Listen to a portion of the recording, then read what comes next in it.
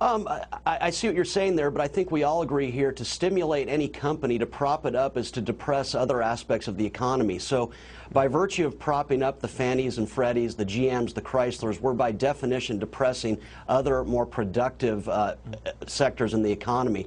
So I don't buy the Payne argument even there. What we're seeing is propping up failed concepts that are destroying capital.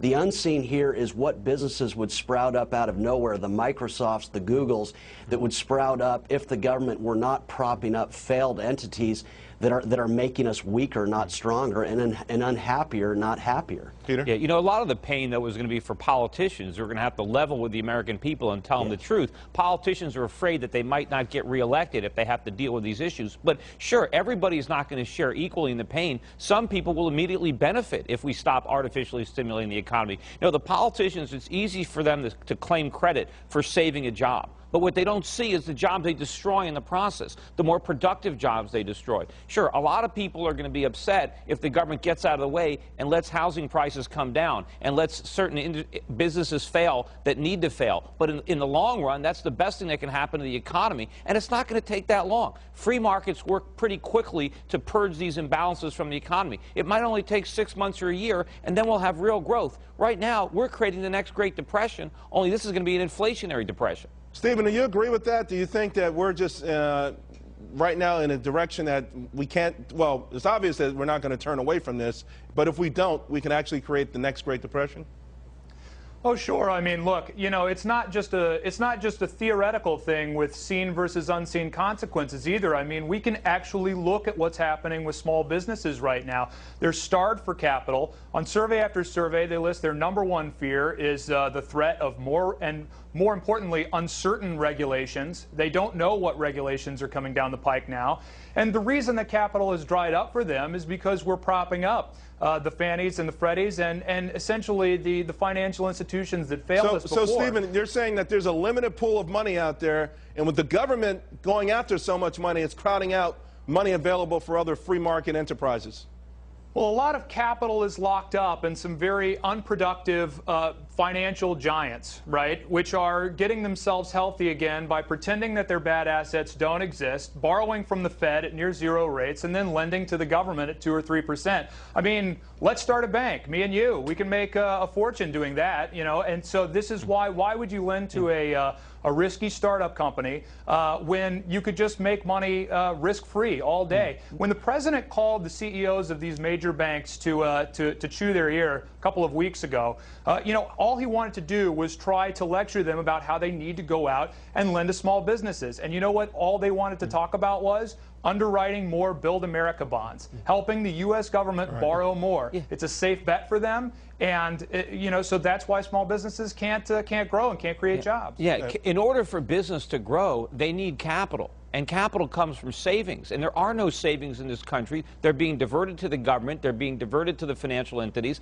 And with the Fed keeping interest rates at practically zero, who's going to save? There's no return to savings. And so everybody is just going into debt. There is no capital for small businesses because it simply is being taxed out of existence. You think the Federal Reserve needs to start raising interest rates? Absolutely. They are too low. We got into this trouble with low interest rates. We're not going to get out of it unless we let them rise. Now, certain over-leveraged financial institutions are not going to be able to survive in a higher interest rate environment. The government is going to have to deal with its massive liabilities and the short-term nature of the national debt. But we can't have a capitalistic economy without capital. We can't have capital without savings. And no one's going to save if they don't get paid to save. John, you agree with that? What's your formula for turning this around? Does it include the Fed actually raising rates?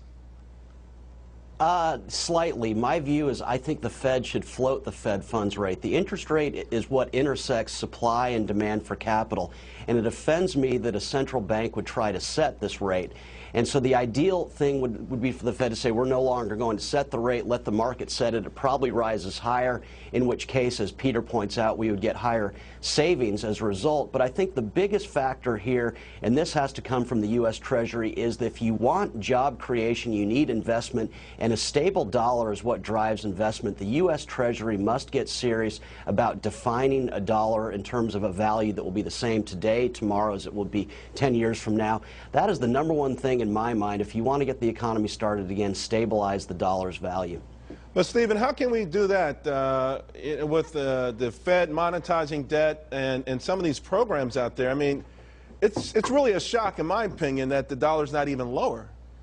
Well, you hit the nail on the head, monetizing the debt. I mean, what the Fed is doing, it's buying mortgage-backed securities at an astonishing pace from the agencies, Fannie and Freddie, and so what's going to happen then is when they try to, that's putting liquidity into the economy. When they try to soak that back up, the only way they can do that is to sell the mortgage-backed securities that they've purchased. But it's very unlikely that they're going to be able to get full value for those. There's going to be a lot of liquidity out there that the Fed can't soak up. That's a recipe for inflation, to say nothing of the deficits that we're running. That's $1 trillion a year, right, stretching to 10 years. That's the trade-off that the government is making. That you can't have a strong dollar and these stimulus programs simultaneously. They're mutually exclusive. The way the government is trying to prop up the economy is by debasing the dollar, and they can't do both. So the only way we can defend our currency, and it would be great if we can define it in terms of gold the way we used to do, but that's going to immediately impose discipline on the government. They won't be able to run these huge deficits because they can't be financed,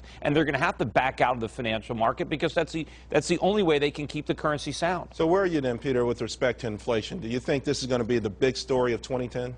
You know, look, I know inflation is going to get worse in 2010, whether it's going to run out of control or it's going to take until 2011 or 2012, but I know we're going to have a major currency crisis coming soon. It's going to dwarf the financial crisis, and it's going to send consumer prices absolutely ballistic, as well as interest rates and unemployment. And what does that mean? For people watching the show, what does that mean for the average American? It means their life is going to get a lot more difficult. It means things that they need to buy, things like food and energy, are going to be much more expensive. Ultimately, interest rates are going to rise, and their entire standard of living is going to plunge. And I'm hoping the government doesn't respond to this inflation with price controls, because that's going to make it even worse. Now you're going to be waiting in long lines to get basic food items or to get energy, because there's going to be shortages. People might be going to the black market. You're talking Zimbabwe, Weimar Germany. I mean, you're really talking about something like that actually happening in this country. It will happen if we don't change policies. There is still time to change. I mean, you know, I'm running for the United States Senate, so I can try to change that myself. But if we don't reverse course, if we continue to stimulate, then we will end up with hyperinflation, and it will be like Zimbabwe. All righty, guys. Well, more on what's ahead for this economy and for your money in 2010 when we come back.